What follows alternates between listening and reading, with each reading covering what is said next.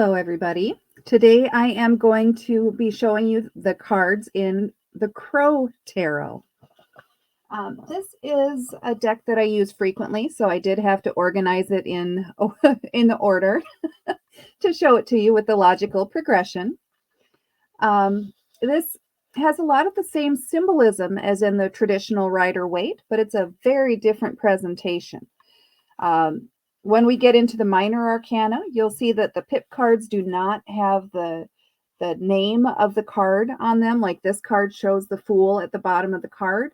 The minor arcana don't show that until we get to the court cards. So I wouldn't necessarily say that this deck is beginner friendly, but I do love this deck. So you can see the Fool card on the screen in front of you. And then we move to the Magician. He still does have all of the tools of the various elements there. Then we look at the High Priestess. She has the veil and she has the wand and the cup. The Empress flying over an orchard full of apples. And the Emperor with his throne. He looks like he's in control, doesn't he? Then we have the Hierophant with the two people or two subjects, I guess, listening to him, as well as the key symbolism and the window behind him. We have the Lover's card and the Chariot. This one obviously doesn't show two horses or two sphinxes like the traditional Rider-Waite.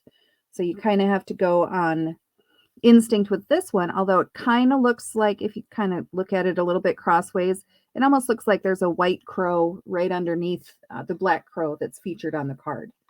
So use your imagination, but it's easy enough to interpret. Then we go to Strength with the Yawning Lion and the Hermit. He's out doing his own thing in the blizzard with his lantern. The Wheel of Fortune card and the Justice card. He's carrying the scales and he's blindfolded. The Hanged Man. I have not seen birds hang upside down on the trees behind or out by our bird feeders, but hey, have to use some imagination with the tarot, right? The Death card is very appropriate because it shows the skeletal, the earthly remains, and then the kind of more vague or almost see-through version of the raven or the crow flying upwards. Then we get into Temperance with the two cups, the symbolism of the two cups. And the Devil with the horns. That one's pretty easily recognizable. I feel sorry for this little birdie who's tied to the devil crow, but the Tower, obviously, look at all those crows falling from the sky. And the Star, one of my favorite cards in the deck. Then we look at the Moon. This one doesn't have the dog and the wolf howling at the moon, but it does have the two trees on either side representing the two pillars that are usually there. The Sun, Judgment, and then the World. Very easily recognizable by the green circle or the green wreath, as well as the red infinity symbols at the top and bottom of the image there. So this is just going to be my thing where I move each suit or each arcana out of the way. Otherwise, my cards are going to slide all over the place.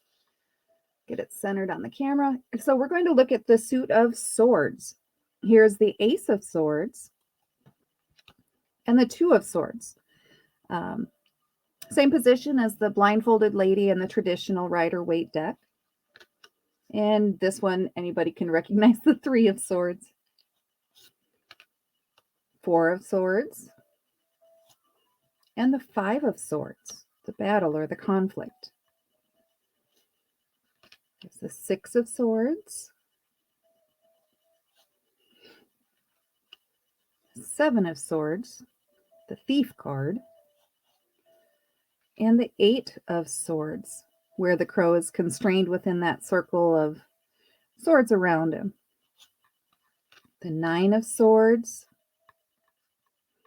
anxiety and stress in the Knight, and the Ten of Swords. Kind of a graphic card, but you get the idea. The Page of Swords, the sword is moving through the air.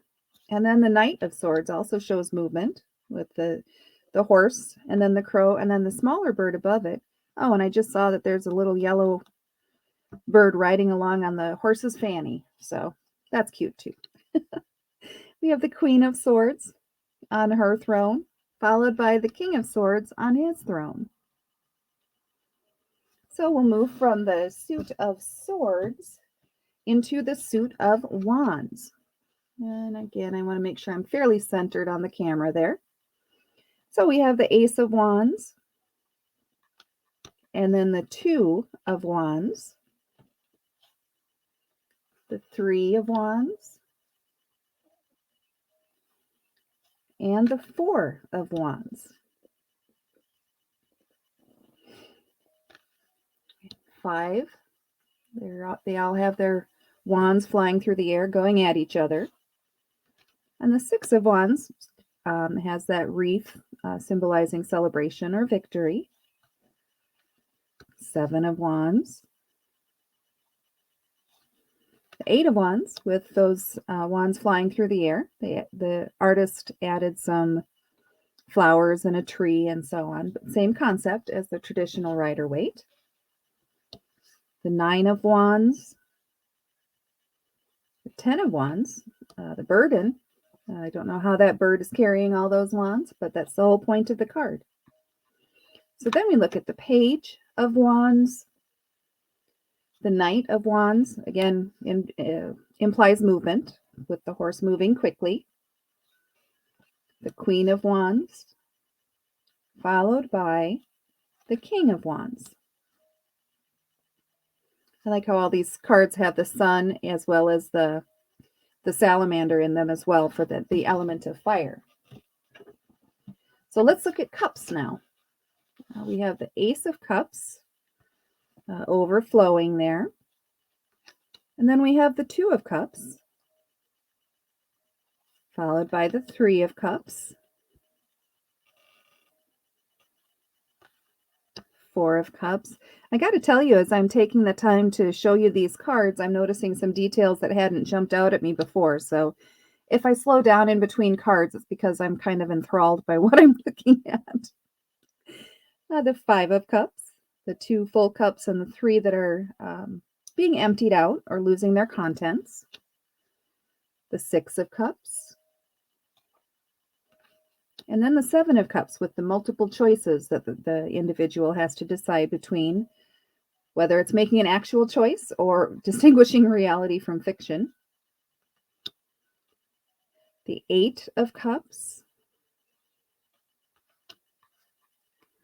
9 of Cups. Showing abundance. Look at all those food choices that crow has to decide between.